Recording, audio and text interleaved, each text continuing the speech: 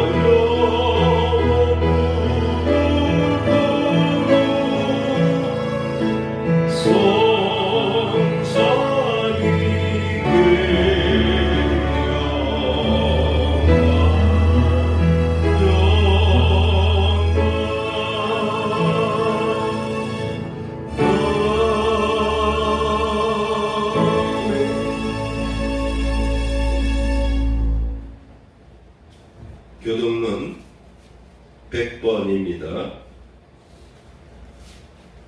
아멘. 자리 앉습니다.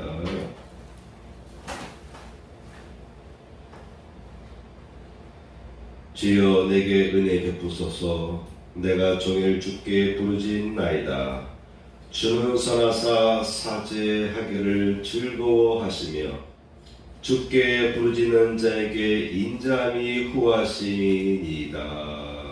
아멘.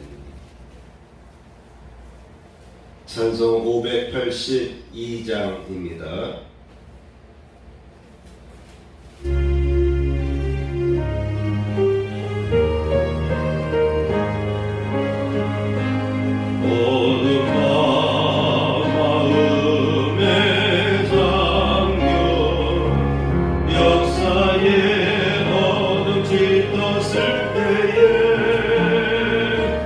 대명성 검정의 날과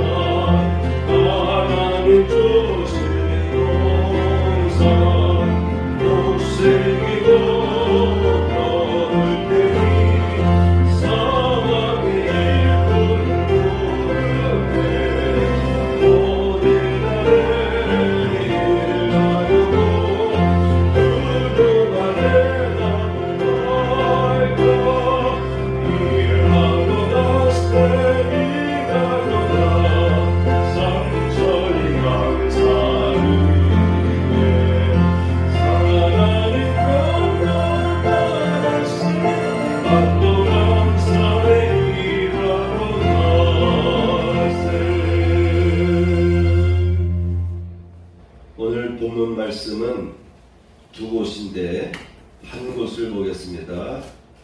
에스겔서 37장 15절에서 28절까지의 말씀입니다. 그들에게 이르기를 주 여호와께서 이같이 말씀하시기를 내가 이스라엘 자손을 잡혀간 여러 나라에서 인도하여 그 사방에서 모아서 그 고국 땅으로 돌아가게 하고 그 땅 이스라엘 모든 산에서 그들의 한 나라를 이루어 한 임금이 모두 다스리게 하리니 그들의 다스는 두 민족이 되지 아니하며 두 나라로 나누이지 아니할 것이라. 아멘. 광복절에서 평화적 통일의 나라로, 오늘은 광복절에서 평화적 통일의 나라로라는 제목으로 말씀을 전하도록 하겠습니다. 내일은 광복절입니다. 나라를 일본에게 빼앗긴 지 36년 만에 하나님의 은혜의 섭리로 나라를 되찾은 날입니다. 1910년 8월 29일에 우리나라는 일본의 무력에 의해서 한일합방을 체결하므로 온 국민들이 눈뜬 상태에서 나라를 송두리째 빼앗기고 말았습니다. 저항할 수도 없고 온 국민들이 한날에 나라를 잃어버리는 수모를 당하였습니다. 그것도 36년이라고 하는 긴 기간 동안에 우리는 나라를 빼앗긴 상태로 식민지 생활을 했던 그 어떤 뼈아픈 과거가 있습니다. 우리의 고유의 언어와 이름까지 다 일본어로 바꿔 쓰게 되는 그런 상황까지 갔습니다. 나이가 90세 넘으신 분들, 90세, 100세 있는 분들은 아마도 일본어를 다 할 줄 알 거예요. 그 시대의 이름을 일본어로 바꿔 고치고 그리고 일본어를 사용했기 때문에 그렇죠. 그야말로 이 나라에는 절망적인 상황이었죠. 일본은 제국주의가 되어가지고 저 막강한 미국과도 전쟁을 벌일 정도로 동남아 일대를 다 장악했습니다. 그러니 우리나라에서 독립을 이룬다는 것은 그야말로 거의 불가능한 상태 아니겠습니까? 3.1운동 일으킬 때만 해도 그래도 희망이 있었는데 2차 대전 당시에는 워낙 일본이 막강해서 동남아를 다 지배하고 거의 그리고 미국과도 맞짱을 뜨고 선제 공격하는 그러한 시대였으니 아무리 우리나라에서 뜻을 두고 독립운동을 한들 어떻게 나라를 되찾을 수가 있겠습니까? 그런 면에서 우리 신앙인의 눈으로 보면은 8월 15일 광복절은 하나님의 은혜의 섭리에 의해서 우리에게 다가왔다 이렇게 말할 수가 있는 것입니다. 그런데 그와 같은 절망적인 시대임에도 불구하고 민족의 독립을 위해 헌신한 독립운동가들이 많이 있었습니다. 나라를 잃었을 때부터 시작해서 광복절에 이르기까지 많은 독립운동가들이 희생하면서 나라를 되찾기 위한 노력을 하였습니다. 경북 안동이라는 지역은 저는 몇 번 지나간 적밖에 없어요. 유성룡 생가 거기를 한번 오래전에 가서 본 적이 있는데 거의 20년 전인가 거의 20년 전쯤일 것 같기도 한데 그때 한번 가서 본 적이 있는 것 외에는 안동이라는 지역은 교통이 별로 발전이 안 됐어요. 그래서 포항에서 청주 오기 위해서 한번 온 적이 있는데 얼마나 도로가 좁고 2차선 도로로 계속 달리는데 고도로 다니다가 국도로 오니까 얼마나 시간 걸리는지 몰라요. 그렇게 고생해서 지나갔던 기억이 있어서 안동 지역은 그 이후로는 안 가려고 그러는데 요즘에 보니까 이 안동 지역에 보니까 독립운동가들이 많이 나온 지역이더라고요. 그래서 언젠가는 한번 독립운동가들의 발자취를 한번 보기 위해서 그들의 그 생각들을 한번 볼 필요가 있겠다 생각해서 언젠가는 한번 가보고 싶은 곳인데, 안동에서만 1000명이 넘는 독립운동가들이 배출되었다고 합니다. 저는 청주에 있으면서 독립선언에 도장을 찍었던 33인 중에 3.1공원에 6개 있었나요? 6개인가? 그 중에서 3분이 우리 감리교 목사님들이에요.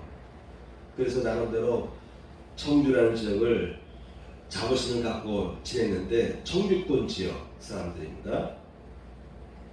그런데 보니까 안동 지역은 많은 독립운동가들이 나왔더라고요. 풍산읍에 있는 오미마을이라고 하는 곳은 그 마을에서만 24명의 독립운동가가 배출되었다고 합니다. 하나의 마을에서 24명이면 엄청난 숫자 아니겠습니까? 그리고 생가가 있다고 합니다. 인천각이라는 곳. 여기는 보물 제 182호라고 하는데 인천각이라는 곳이 있대요. 99칸짜리 집이라고 합니다. 초대 국무령, 우리 대한민국 임시정부의 국무령이니까 오늘날로 말하면 대통령을 말하는 거죠. 초대 대통령이라는 분인데, 그분이 어느 날 노비들을 다 모아놓고 노비들을 다 풀어줍니다. 이제부터는 너희들은 노비가 아니다 해서 다 풀어주고, 그리고 자신의 가족들을 이끌고 서간도로 가서 독립운동을 합니다. 그 여파로 인해서 일본이 그의 생가를 중심을 가로지르는 철도를 놨어요. 직선길로 가면 그 집을 지나치지 않는데 오히려 방향을 틀어가지고 그 99칸 되는 집을 관통하는 철도를 만들었어요. 언젠가는 가보고 싶네요. 그만큼 일본의 입장에서 볼 때는 이 은행이 되게 못된 존재로 봤을 거 아니겠습니까? 그래서 그 집 한가운데를 철도를 일부러 꺾어서 관통하게 만들었다고 하는데 참 훌륭한 분이네요. 그런 분들이 이 안동 지역에서 나왔다고 하니까 새삼 이 경상북도, 특히 이 안동 지역을 새삼 새로운 시각으로 바라보게 됩니다. 이와 같이 나라는 절망적인 상황이었어요. 아무리 독립운동가들이 독립투쟁을 하고 무장투쟁을 한다 할지라도 당시에 일본국을 당해낼 수가 없었어요. 완전히 절망적인 상황입니다. 그럼에도 불구하고 수많은 전국 각지에서 독립을 위해서 직접 무장투쟁에 나서기 위해서 중국과 소련 지역으로 넘어가서 독립운동을 하고 거기서 군사훈련 받고 직접 무장을 해서 일본군과 싸우고, 또 국내에서는 자금을 독립군들에게 모아서 전달해주는 그 많은 사람들이 있었어요. 상황은 절망적임에도 불구하고, 그럼에도 불구하고 그 와중에 나만 호의호식하겠다, 나만 편안하게 살겠다, 뭐 나라가 이 정도 됐으면 이제 끝장이다, 이제는 우리가 아무리 저항해도 그건 아무 의미가 없다, 일본 제국에 속해서 살아가자, 뭐 이렇게 생각하는 사람들이 많이 있음에도 불구하고, 그럼에도 불구하고 수많은 독립운동가들이 나왔고, 또 그들을 돕는 국내에 졸업자들이 많이 있었다고 하는 것이죠. 그야말로 일본은 한국 민족의 전기를 끊기 위해서 많은 유명한 그 산에다가 쇠 말뚝을 박기도 하고, 그 정도로 우리 한민족의 정신을 말살시키려고 했지만도 결국은 이제대전이 끝나면서 일본이 항복하면서 우리나라는 예측하지 못하는 상황 속에서 광복을 맞이했습니다. 그러니 신앙의 눈으로 보게 되면은 이건 하나님의 은혜의 선이다라고 볼 수밖에 없는 것이죠. 그런데 문제는 지금까지도 우리나라는 남과 북으로 분단되어서 오늘날까지 이루고 있다고 하는 거 아니겠습니까? 하나님은 구약 성경에서 우리와 똑같이 두 나라로 분단되었던 이스라엘 민족이 한 민족으로 통일될 것을 예언하였습니다. 오늘 함께 읽은 본문 내용이 그런 내용을 담고 있습니다. 그런 면에서 제가 오늘 에스겔서 본문을 정하였습니다. 에스겔 37장 말씀을 본문으로 정하였습니다. 이스라엘은 완벽하게 2차 대전이 끝나고 나서 1948년도에 이스라엘도 나라를 되찾았어요.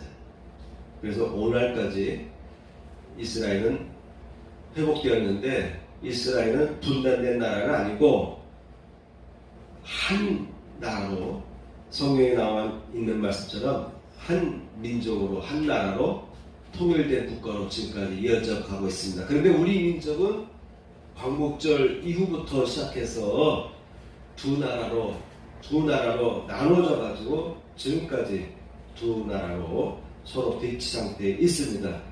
그러니 우리나라는 더욱더욱 이 나라의 통일을 위해서 기도할 필요가 있겠습니다. 또한 오늘 본문 말씀을 우리가 의지하여서 이스라엘 민족은 수천 년 동안 2600년 가까이 그들은 이 말씀을 묵상하고 입으로 중얼중얼 거려가면서 이 내용대로 기도했을 것이에요.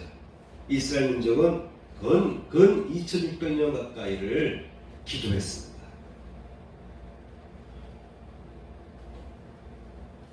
그러니 물론 우리나라도 북한과 이렇게 나눠진 것이 꽤 오래되었지만은 이스라엘이 하나 되는 모습을 보면서 우리도 민족의 통일을 이루어서 속의 통일을 이루어서 옛 영토를 회복해야 되겠다. 옛 우리나라의 영광을 회복해야 되겠다. 그러한 희망을 품어야 될 줄 믿습니다. 아멘. 한간에는 독일이 통일 이후에 경제적으로 매우 어려웠다라고 하는 이야기를 들어가면서 남과 북의 통일을 이루는 것은 좀 천천히 해야 된다라는 이야기가 있어요. 그죠? 맞는 말이에요. 동독과 서독이 통일된 이후로 독일이 경제적으로 좀 어려웠던 그 모습을 보면서 많은 분들이 통일은 이루어질 때 천천히 이루어져야 된다는 분들이 있는데 그래서 통일에 대해서 미온적으로 바라보는 사람들도 있습니다. 더 나아가서는 통일되기를 바라지 않는 사람들도 있을 거예요. 그렇죠? 북한도 그렇고 남한도 그렇고 통일되면 그만큼 그 관료 조직의 자리가 그만큼 나눠져야 되니까 싫죠. 그죠? 그래서 오히려 통일을 바라보지 않는 사람들도 있고 또는 먼 미래에 천천히 통일이 돼야 된다는 얘기들도 있습니다. 그런데 그렇게 생각하다 보면은 언제 통일되겠어요? 그렇게 생각하다 보면 그러면 다 따지다 보면은 통일이 언제 통일할 수가 있었겠습니까? 그죠? 하나님께서 통일의 때를 주시면 때가 되면은 그때는 통일돼야 되는 거예요. 그때는 이런 생각 저런 생각 하지 말고 하나로 합쳐야 됩니다. 경제적으로 어렵더라도 그 고비를 또 잘 이렇게 넘어가면 다시 또 나라가 또 힘있게 일어설 수 있는 그런 때가 오기 때문에 북한에는 지하자원이 많잖아요. 당장의 경제적인 손실보다도 북한과 우리나라가 통일만 되면 북한에는 그 많은 엄청난 지하자원을 활용하면은 그 모든 일을 극복할 수가 있어요. 그런 면에서 우리 그리스도인은 통일이 속히 와야 되겠다. 하나님께 기도해야 됩니다. 속히 우리나라의 통일을 허락하여 주옵소서. 평화적으로 통일이 이루어지도록 허락하여 주옵소서. 이왕이면 평화적으로 통일되어야 되죠. 그죠? 전쟁 나는 가운데 통일되면 무슨 의미가 있겠어요? 지금 우크라이나 보세요. 전쟁 나가 다쳤다면 되지 않습니까? 다시 그 나라를 회복하려면 얼마나 힘들어요. 이라크도 마찬가지고. 재건 사업을 하는 나라들은 돈 벌겠지만 그것만큼 그 재건하는 사업돈이 뭐 외국에서 공짜로 지어줍니까? 그만큼 자원을 가져가는 거 아니겠어요? 자원을 이용해서 각 참여한 나라들이 자원을 활용하고 대신 재건시켜주는 곳이니까 우리 대한민국에 자원이 뭐가 있어요? 한번 전에 가서 초토화되고 나면 우리 땅에 땅 팔 수 있는 뭐 자원이 얼마나 있겠습니까? 물론 제7강구 해가지고 우리나라도 이제 석유가 매장되었다는 얘기가 있는데 어쨌든 전쟁 나면 안 좋은 거죠. 저는 가끔 이런 생각을 해봐요. 우리나라는 서해안에도 있고 특히 동해안에도 많이 있는 게 뭡니까? 원전이에요, 원전. 원전 거기에 하다못해 폭탄이 떨어져 버렸어요. 폭탄이 떨어져서 저 일본같이 돼버렸어요. 우리나라는 땅도 조금 해가지고 서해안이든 동해안에서 원전이 파괴되면은 그야말로 전라도 지역과 경상도 지역은 쓸모없는 땅이 되고 마지 않습니까? 그러니 전쟁이 나지 않도록 기도하는 것이 우리 기독교인들에게는 대단히 중요하다. 예? 우리 기독교인들은 그러한 생각을 꼭 가지시고 나라와 민족을 위해서 기도할 때 특히 전쟁 나지 않게 해 주셔서 북한이 스스로 와야 되고 그래서 통일되는 그런 때가 오게 해달라고 우리나라 더 경제적으로 그리고 군사적으로 더 막강해져서 감히 북한이 우리나라를 넘볼 수 없고 세계 주변국들도 우리나라를 넘볼 수 없는 군사적으로도 막강하고 경제적으로도 막강해지는 나라가 되게 하옵소서. 그런 가운데 평화적으로 남과 북이 통일되게 해달라고. 통일되면 우리나라 더 힘이 막강해지는 거 아니겠습니까? 더 나아가서 중국이 차지하고 있는 우리 잃어버린 간도 땅 거기도 다 되찾아야 되지 않겠습니까? 그런 면에서 우리 크리스찬들은 가급적이면 속히 이 나라가 평화적으로 통일이 이루어지게 해달라고 기도해야 될 필요가 있습니다. 아멘. 그래서 오늘 말씀을 본문을 에스겔서 말씀을 본문으로 정하였습니다. 살펴보도록 하겠습니다. 에스겔서 22장의 말씀을 보게 되면은 제가 주보에 웬만한 성경 구절들은 다 기록해 놨습니다. 에스겔서 22장 30절에서 31절 말씀을 보면은 이 땅을 위하여 성을 쌓으며 성 무너진 데를 막아서서 나로 멸하지 못하게 할 사람을 내가 그 가운데서 찾다가 얻지 못한 고로 내가 내 분으로 그 위에 쏟으며 내 진노의 불로 멸하여 그 행위대로 그 머리에 보응하였느니라. 나 주 여호와의 말이니라 라는 말씀이 있습니다. 자, 오늘 말씀의 첫 번째 항목은 뭐냐면 첫 번째 항목은 죄에 대한 심판으로 멸망을 받았다라고 하는 것입니다. 이스라엘 민족이 멸망을 당하는데 유다를 중심으로 하는 유다 왕국과 그 외에 10개 지파가 동맹하여서 이룬 이스라엘 나라가 있었어요. 그 나라를 북이스라엘이라고 호칭하고 그리고 유다 왕국을 남이스라엘 이렇게 구분하여 부르기도 합니다.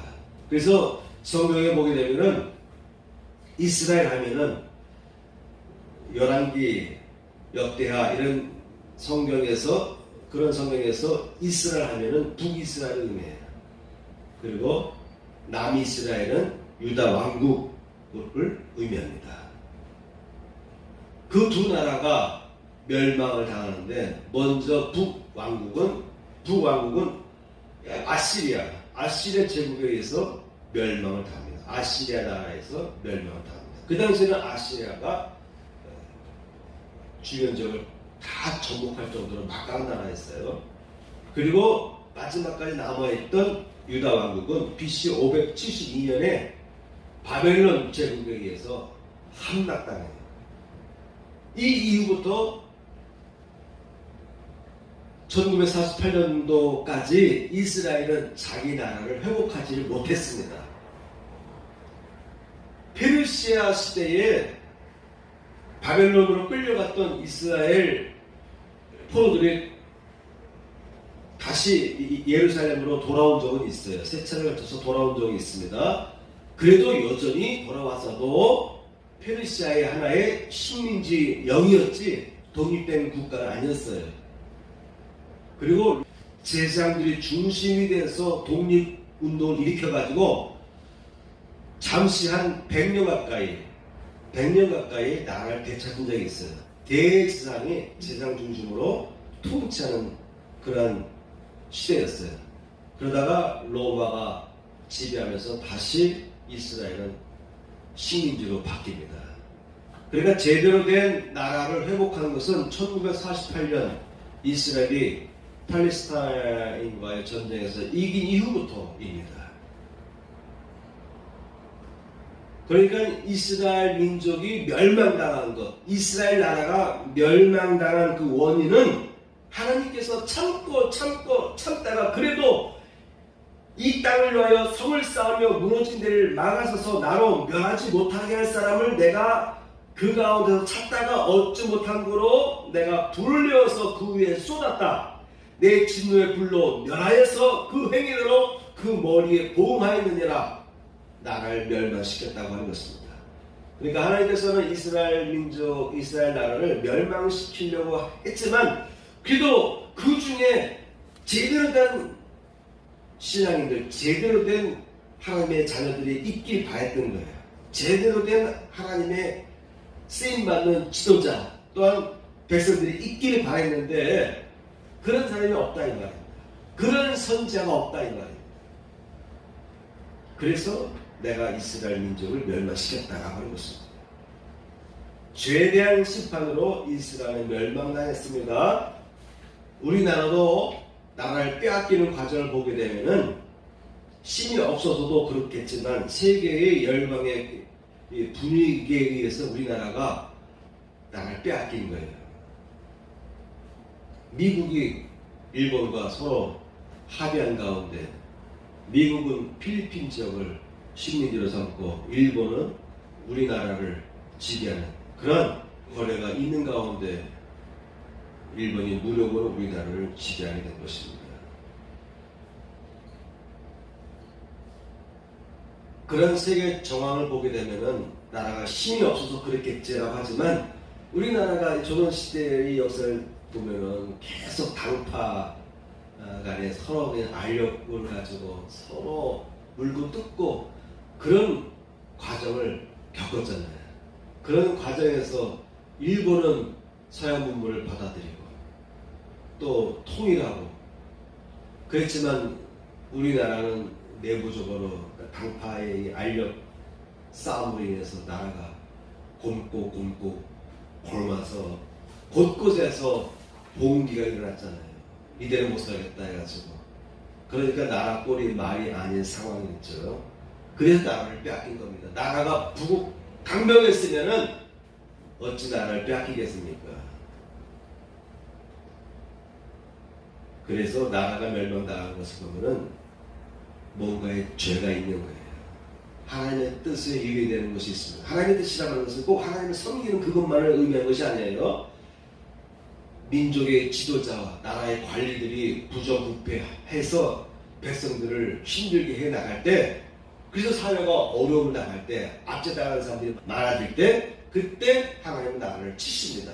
이스라엘 민족을 멸망시킨 원인 중에도 상당한 원인이 선지서에 보게 되면은 이스라엘 민족의 지도자들이, 권력자들이, 그리고 제사장들 또한 거짓 선자들이 펼치는 우상 숭배하고 사회적으로는 부조리하고 재판을 엉터리로 하고 재판을 뇌물 매긴 사람들은 죄가 없게 되고 가난한 사람들은 죄인으로 전락되고 그런 사회 부조리들이 만연할 때 하나님은 이스라엘을 멸망시킨 거예요.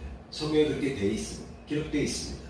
그러므로 이 한 나라가 멸망되는 과정을 보게 되면은 부정부패가 만연하면 결국 나라는 쇠퇴하고 멸망당하게 되어 있는데 하나님의 섭리대로 살지 못한 거예요. 외형적으로 예배를 통해서 하나님을 섬기는 것은 못했죠. 하나님을 모르니까. 그렇지만 내면적으로 하나님께서 원하지 않는 삶, 하나님께서 원하지 않는 나라의 꼴, 통치가 행해질 때, 부정과 불의가 만연해질 때, 그런 나라가 될 때 하나님은 심판했어요.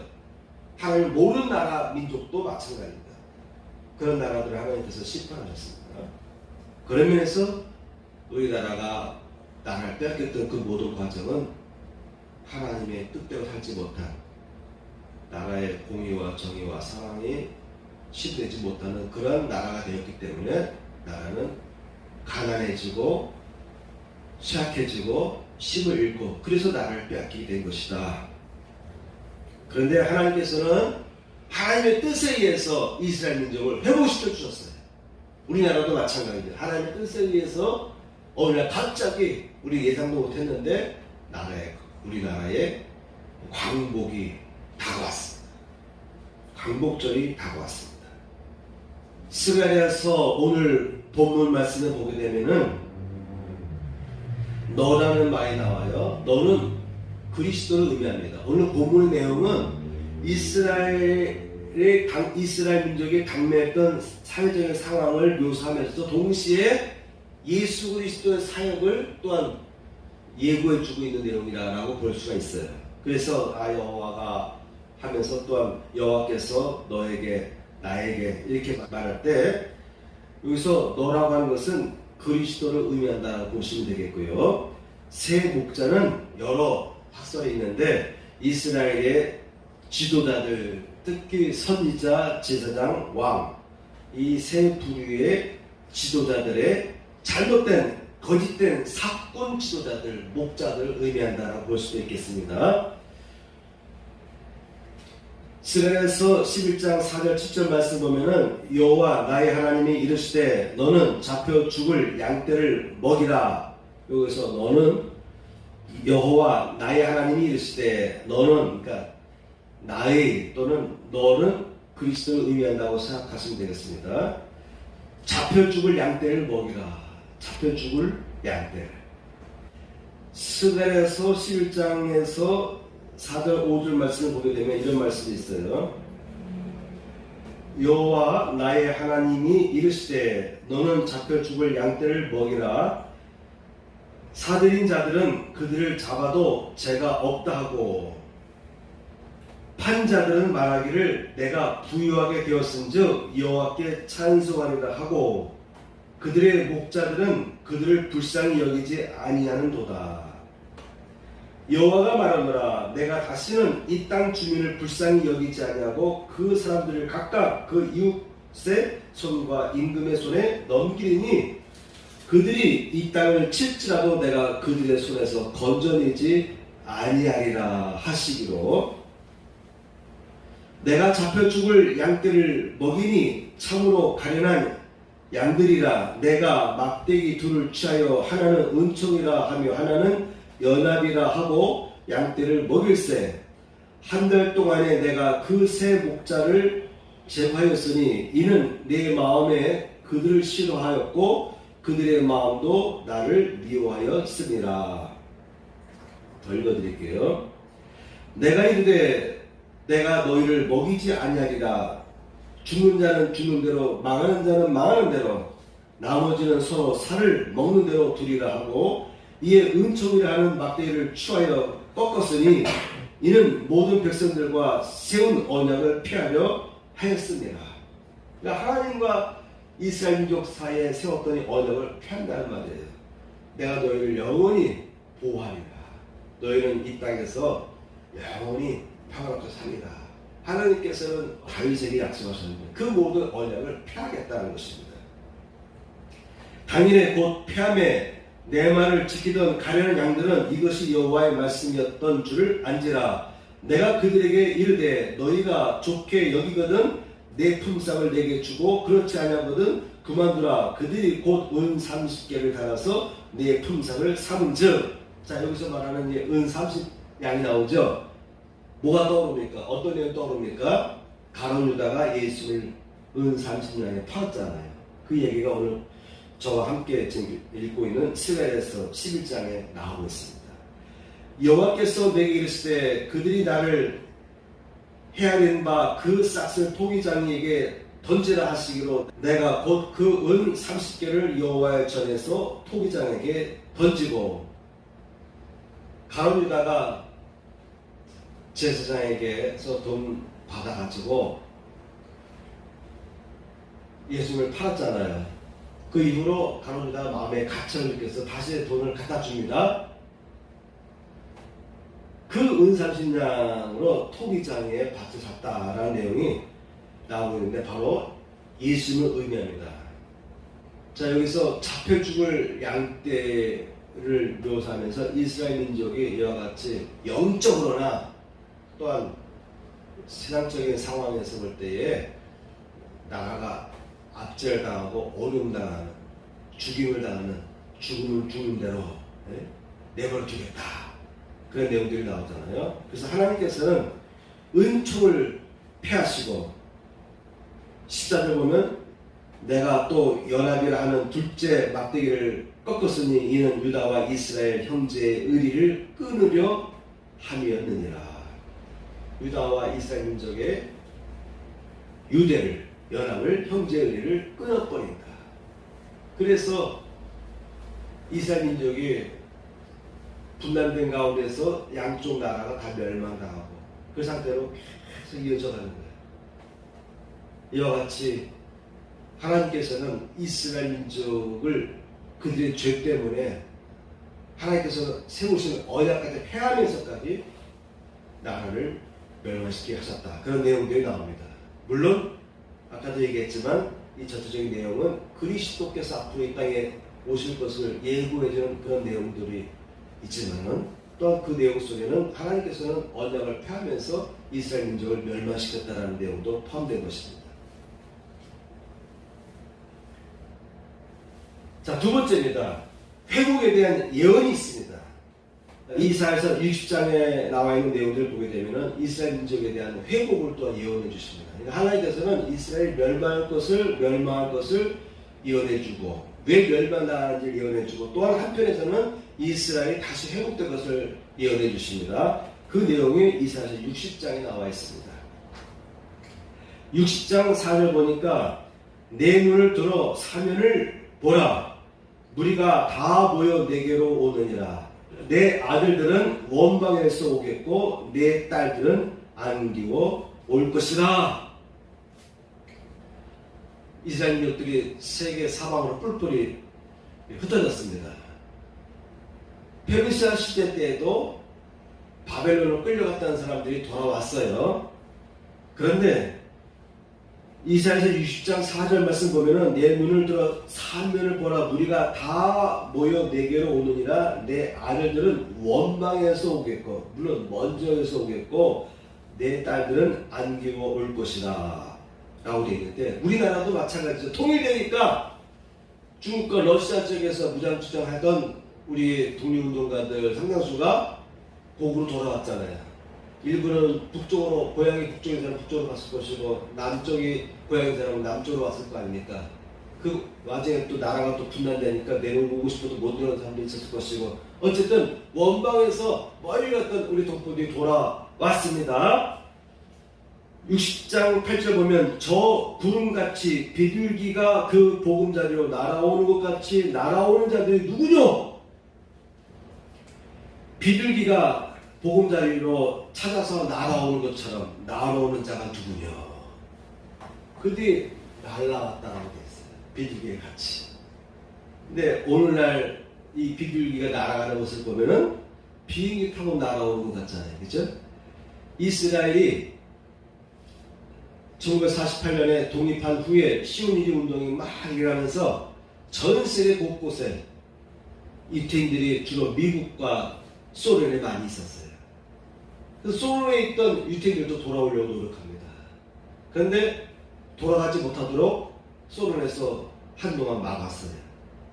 결국은 시오니즘 운동을 일으키는 사람들의 연합세력들이 노력을 해서 소련 쪽에 있던 그 유대인들도 돌아왔습니다. 아직도 소련 땅에는 유대인들이 많이 있어요. 우크라이나에도 유대계들이 많이 남아있고 또 뭐 소련 지역에도 많이 남아있어요. 아직도 상당수가 이스라엘 이스라엘 돌아갔습니다. 이스라엘 돌아갔습니다. 왜냐하면 인구가 없으니까 군대를 형성해야 되니까 오는 사람들의 정착 자금을 지원했죠. 그러면서 많은 사람들이 세계 도처에서 왔어요. 배 타고도 왔지만 상당수는 거리가 너무 멀기 때문에 비행기 타고 넘어왔습니다. 그러니까 저 구름같이 비둘기가 그 보금자리로 날아오는 것 같이 날아오는 자가 누구냐? 우리 동포들도 중국과 러시아에 흩어져 있던 동포들도 날아온 사람들이 있을 거예요. 독립운동하는 사람들은 비행기 타고 돌아온 사람들이 있을지 모르겠습니다. 아마도 미국 쪽에 있는 사람들은 비행기 타고 넘어왔을 가능성이 크죠. 어쨌든 이와 같이 이스라엘이나 우리나라가 회복된 적이 있습니다. 회복의 때가 올 때가 있는 거예요. 갑자기 오는 거예요. 내 성문이 항상 열려 주야로 닫히지 아니하리니 이는 사람들이 내게로 열방의 재물을 가져오며 그 왕들을 포로로 이끌어 오미라. 너를 섬기지 아니하는 백성과 나라는 파멸하리니 그 백성들은 반드시 진멸되리라. 이스라엘이 회복되니까 전 세계에서 성주 순례하기 위해서 많은 사람들이 대통령도 오고 일반 시민들도 오고 성주 순례하기 위해서 이스라엘 땅에 많은 사람들이 들어와서 관광을 하고 성주 순례를 하였습니다. 그런 내용들이 성경에 이미 이사야서에 예언되어 있어요. 이사야가 활동하던 시기는 BC 700년대 시대예요. 그럼 지금으로 따지면은 2700년 전 시대의 인물이거든요. 이미 그때부터 하나님께서 예언하신 거예요. 이스라엘이 회복될 때에 전 세계의 많은 사람들이 보물을 가지고 예물을 가지고 예루살렘에 와서 섬기리라. 이런 말씀이 예언되어 있습니다. 우리나라도 이런 말씀을 붙잡고 기도하시면은요, 놀라운 축복이 일어날 줄 믿습니다. 아멘. 요새 우리나라가 너무 잘 나가니까 경제적으로 군사력으로 우리나라가 모든 면에서 문화적으로 앞서가다 보니까 우리나라를 동경하는 나라들이 세계 도처에 많이 있더라고요. 세계 도처에 많이 있어요. 일본 때 끌려갔던 일본군에 의해서 끌려가서 저 태평양 지역에 있다가 돌아오지 못한 그런 섬나라도 있고 뭐 많이 있어요. 또 외국 나라지만은 경제적으로 너무 어려워서 우리나라에게 윗다 통치를 바라는 그런 나라들이 많이 생기고 있어요. 많은 미국이든 캐나다든 남미 지역이든 북미 지역이든 저 유럽 지역이든 또는 중국이든 저 러시아 지역이든 세계 많은 사람들이 대한민국에 와서 살고 싶어 해요. 얼마나 놀라운 축복입니까? 잿더미에 됐던 이 나라, 6.25 전쟁으로 인해서 잿더미에 됐던 이 나라, 아니 일본에 의해서 착취당했던 심었던 나라가 이제는 세계 곳곳에서 이 조그만한 땅 대한민국에 와서 살고 싶은 나라가 될 정도로 세계가 우리나라를 향해서 환호하고 있어요. 이곳에 와서 살고 싶은 거예요. 얼마나 감사한 일입니까? 회복하는 때가 있는 거예요. 이런 일들이 하나님의 은혜로 이루어졌다고 신앙인들은 신앙인의 관점에서 볼 필요가 있습니다.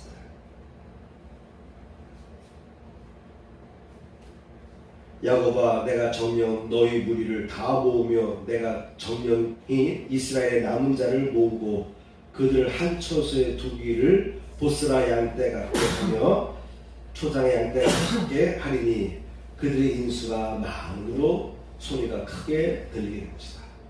그러니까 이스라엘 민족이 회복될 때 이와 같이 모든 면에서 가축들이 많아지고 오늘 말하는 경제적으로 아주 강력해진 큰 부를 누리는 그런 나라 됐잖아요.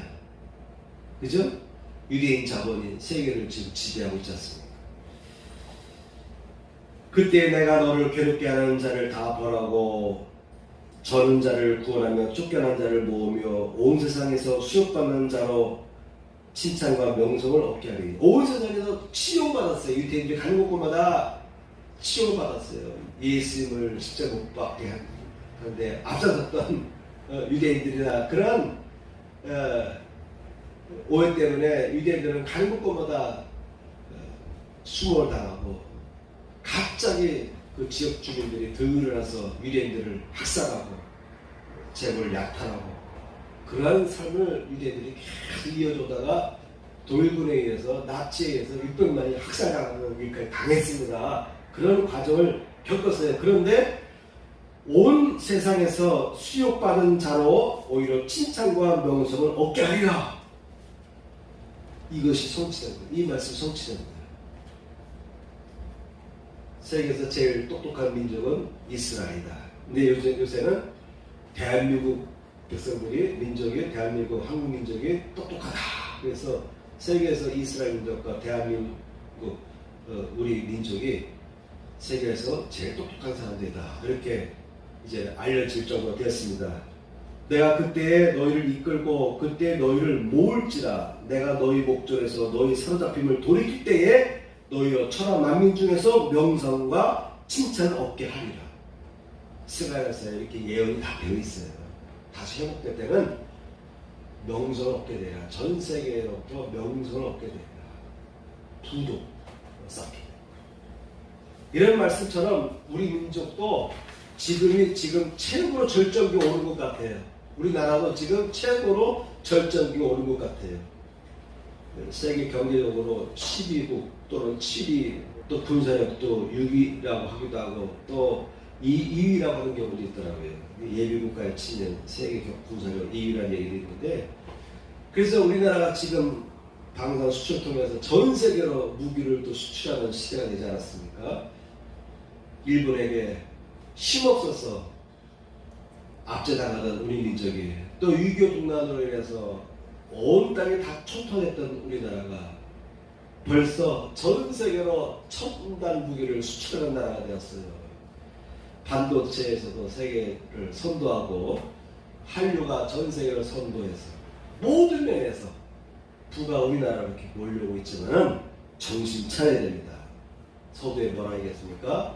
죄가 만연해지면 하나님께서 치신다. 나라가 멸망합니다.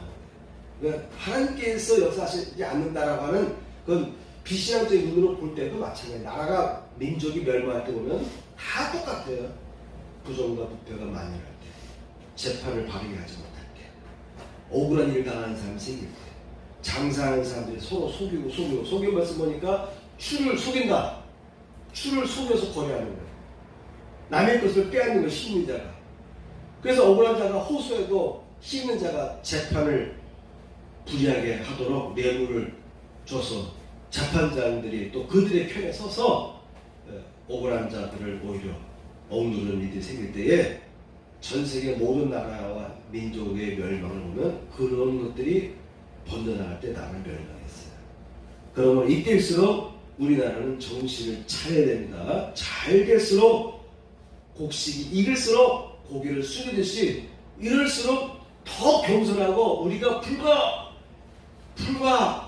100년 전에 일제에게 그렇게 수모를 당하고 나라를 빼앗기고 이름도 일본어로 다 바꾸서 말할 수밖에 없는 그런 수모를 당하던 우리나라였던 걸 기억해야 돼. 정신 차려야 돼. 그래도 우리나라는 거짓된 것을 거짓을 진실이라고 뒤바꾸는 일은 하지를 않아요. 대외적으로 국내적으로 그런 일들이 많이 있었는데 대외적으로는 거짓을 진실로 이렇게 둔갑하는 일을 안 해요. 그런데 우리 주변 국들 보세요. 중국도 그렇고 일본도 그렇고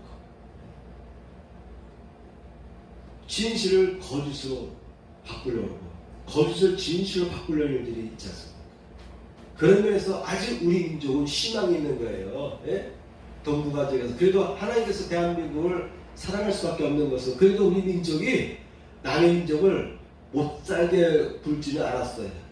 그리고 진실을 거짓으로 뒤바꾸는 그런 못된 짓은 하질 않았습니다.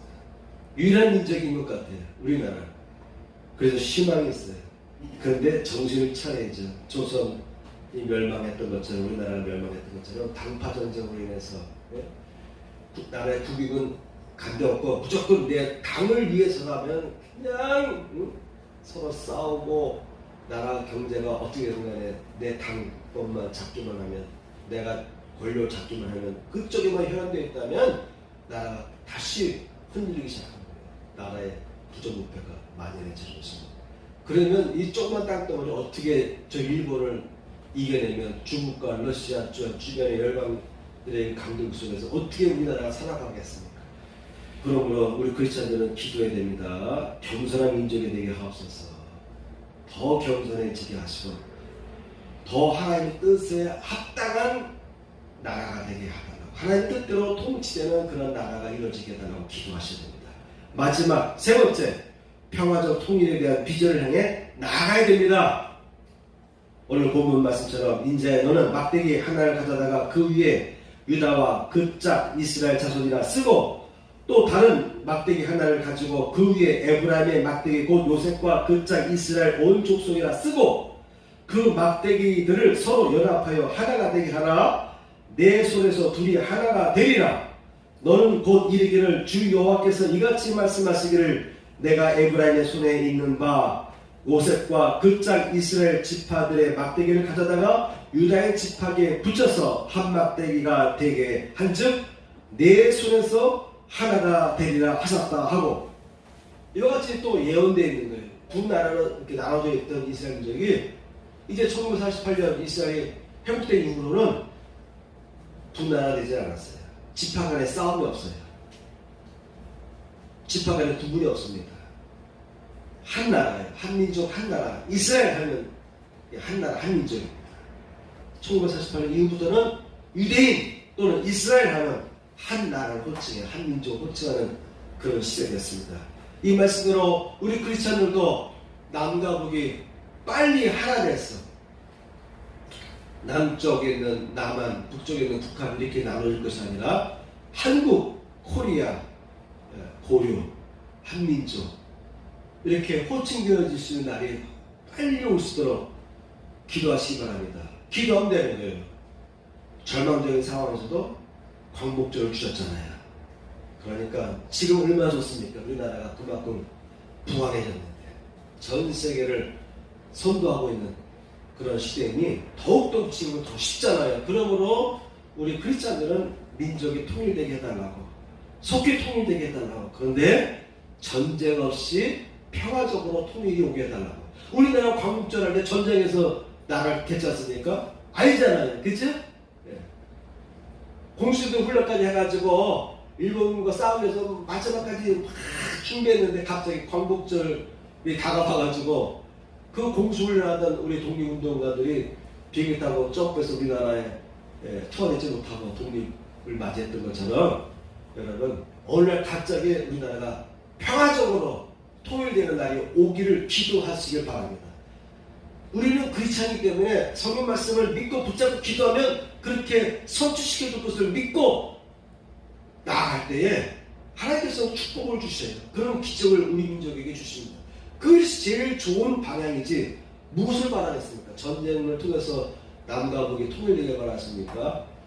또 100년이고 200년이고 서로 그냥 나눠서 사는 게 좋다 이렇게 계속 살아갈 것입니까? 아니잖아요. 그죠? 그래서 우리 크리스찬들만큼은 이번 광복절을 통해서 우리 그리스도인들, 우리 새천도 교인들은 민족이 통일되게 하옵소서, 속히 통일되게 하옵소서, 앞당겨 주옵소서, 평화적으로 통일이 이루어지게 하여 주옵소서. 다시 한번 우리나라의 옛 땅을 다 되찾는 때가 오게 하여 주옵소서. 더 나아가서 저 북쪽에 잃어버린 땅까지 되찾는 때가 오게 해달라고 기도하시기 바랍니다. 그러면 하나님께서 그런 축복을 여러분에게 분명히 주실 줄 믿습니다. 여러분의 사투도 저 북쪽까지 가고 저 만주점까지 갈 수 있는 때가 여러분의 생애 시대, 저희 생애 시대에도 오기를 학수 고대하면서 기도합시다. 아멘. 찬양 부르고 마치겠습니다. 모든 민족에게 선생님, 다음 주에 별일 없죠? 사업 잘 되고 있죠?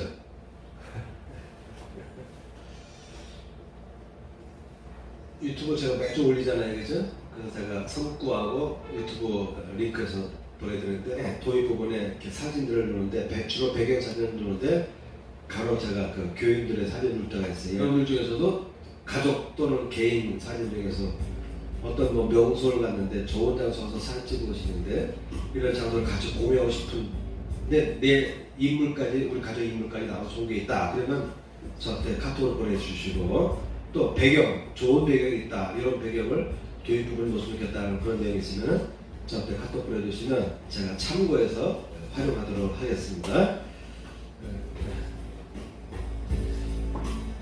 장기사님도 그 막내가 지금 공무원 구급시험 필기시험 합격하고 지금 면접 봤는데 잘 될 줄 믿습니다. 다음에 찬양 부르겠습니다.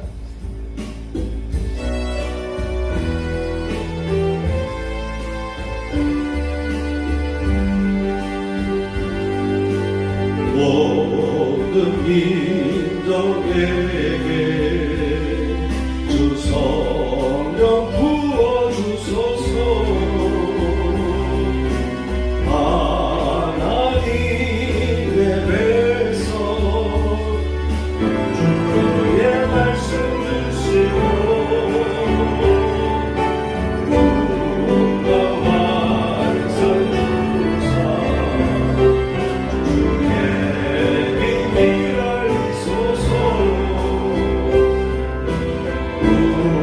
우리 믿사오니 하늘이 주의 날선 보게 하소서. 그날에 주의 영이 임하여 근무이 땅 위에 일어나리라. 모든 영혼 되어 일어날 때 주 예수를 부르는 자는 원대리 일절이라. 모든 민족에게 주 성령 부어주소서. 하나님의 백성 주의 말씀 주시고 구원과 완성 주사 주의 비밀을 이소서.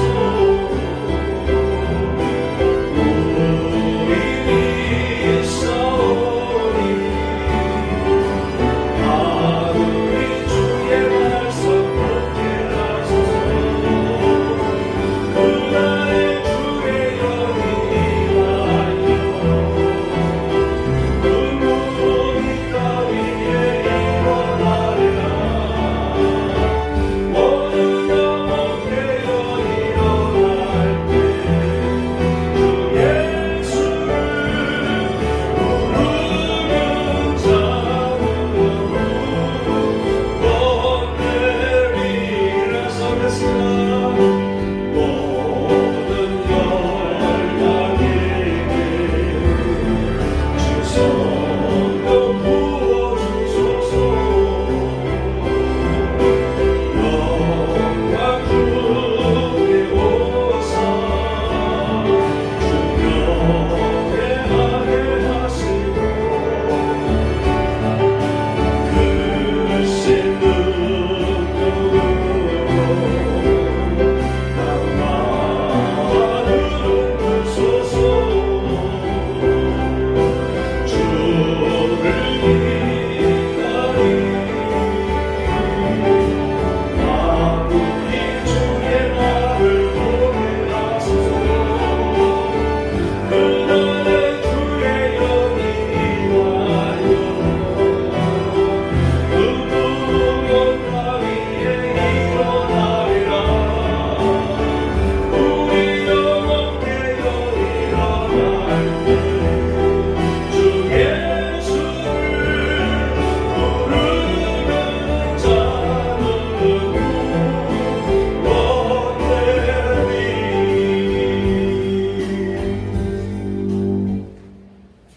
위탁의 말씀입니다. 주님은 나의 죄를 속하기 위하여 십자가에서 대신 죽으셨습니다. 주여 내 죄가 사하여졌습니다. 주님은 채찍에 맞으셨습니다. 제가 치료를 받았습니다. 아멘. 할렐루야. 하나님, 지금까지 얻었던 이 땅에 광복절을 허락해 주시고 오늘 저희 나라가 세계 열방 중에 우뚝서게 해주시고 경제적으로 군사력으로 모든 면에서 앞서가게 하시고 또한 한류 모든 면에서 이 나라를 축복해 주신 것을 감사합니다. 이 땅에 이제는 남과 북이 평화적으로 통일되는 그 비전을 허락해 주시고 남과 북이 평화적으로 통일되는 그런 날이 속히 오도록 이 땅에 복을 내려 주옵소서. 우리 그리스도인들이 그런 목적과 비전을 품고 기도하게 하여 주옵소서. 오늘 드린 귀한 예물이 있습니다. 11조 드리는 가정 위에 그 손길 위에 11주의 복이 임하게 하여 주옵시고 주일 예물과 감사 예물로 드리는 손길에 하나님의 은혜가 부어지게 하여 주옵소서. 이제는 우리 주 예수 그리스도의 은혜와 하나님 아버지의 극진하신 사랑과 성령님의 감동감한 역사하심이 이 절에 참여한 성도들 위해 함께 하시기를 축원하옵나이다. 아멘.